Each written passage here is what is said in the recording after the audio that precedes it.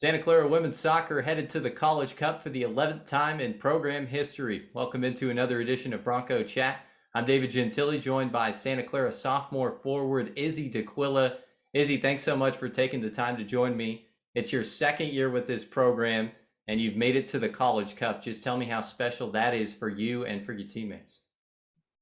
It's an incredible feeling. We're all really excited to be here again, and we're just fighting to keep going, and we just want to earn the respect that we deserve as a team. Even being a small WCC school, we're still out here fighting with all the big ACC school teams. So it's going to be a fun matchup that we have.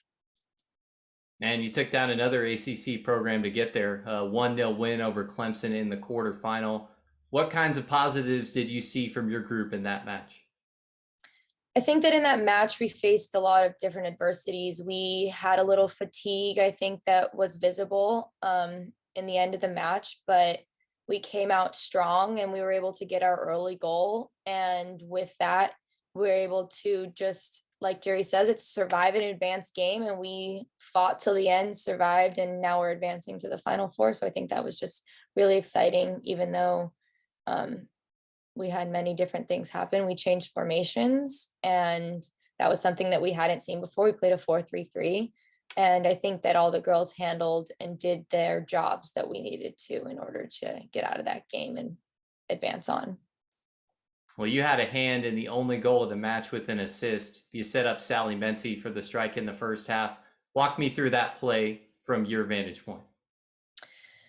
At that point in the game, we had a little momentum on them, and defensively, Sally just worked to get on the player who had the ball, and she was able to poke it away. And at that time, I was able to get it, start dribbling forward, and I heard her yelling for it. So I slotted her a ball and watched as she did her magic and slotted it in the near post.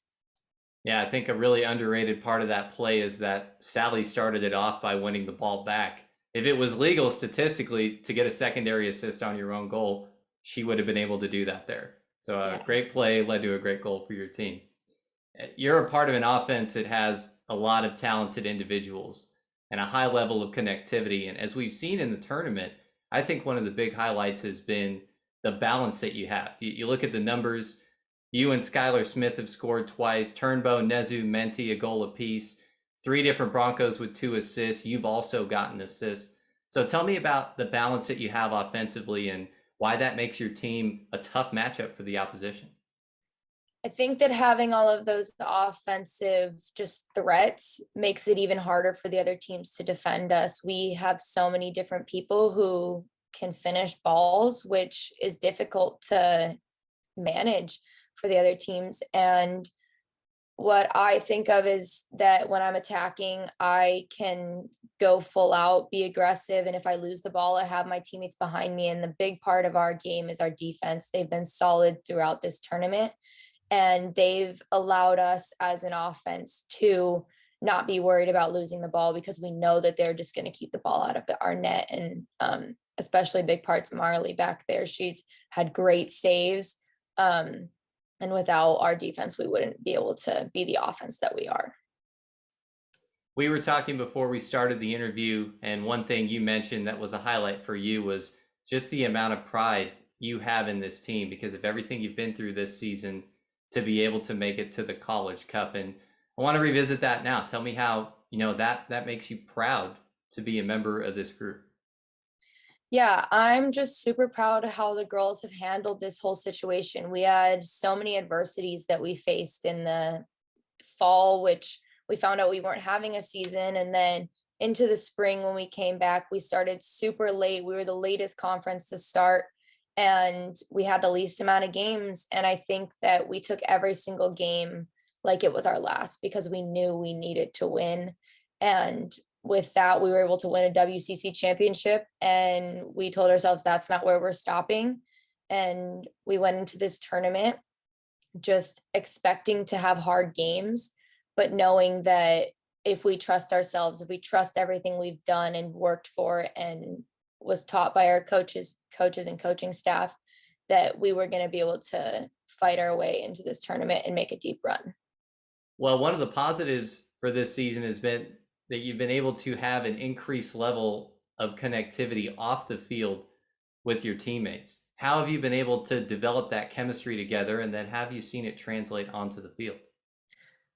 For us, we had a really special year. We were in a bubble, which we were only able to see our teammates and only be with our staff and our team. That really gave us a fire. I think that we're in this situation and we're going to make the best of it. And I think that we learned everyone's tendencies both on and off the field, and we were able to really support each other through this times when it was really hard, when you couldn't see your family and couldn't see your friends, that we became a little family and we're able to put that all on the field, because now we just have so much trust in each other that we're going to have each other's backs and we're playing for each other because of all of the different circumstances that we went through together. Well, Izzy, you're coming off a WCC Freshman of the Year season in 2019, rolling right into another good campaign here in spring 2021. What's something new that you've worked on and added to your game for this year? For me and for my team, I figured out at the end of the season that I really needed to work on my hold up play, and whether it was in the air or on the ground, being able to keep the ball for my team and relieve some pressure in big moments when they needed to just start an attack. And I also just continued to focus on my finishing and being a clinical finisher when we might not have many chances in the game. I needed to be able to execute and get the goals that we needed in order to win those games. And I think that I really was just also focusing on my connection with my other players up top, whether it was Turnbow, Kylie, anyone else who's played forward, just being able to make sure that we are on the same page so that we can have a really good attacking system and get goals, whether it's from assists or whether I'm getting the goal myself. So last season, you and Turnbow each had 15 goals. This year, you have 7, she has 8. And it seems like at any point in time from the last 2 years, it's always one of you kind of taking the team lead in goals, and then it flip-flops back and forth. I'm curious to know, is that something that you talk about or joke about? Do you have a little friendly competition going on there?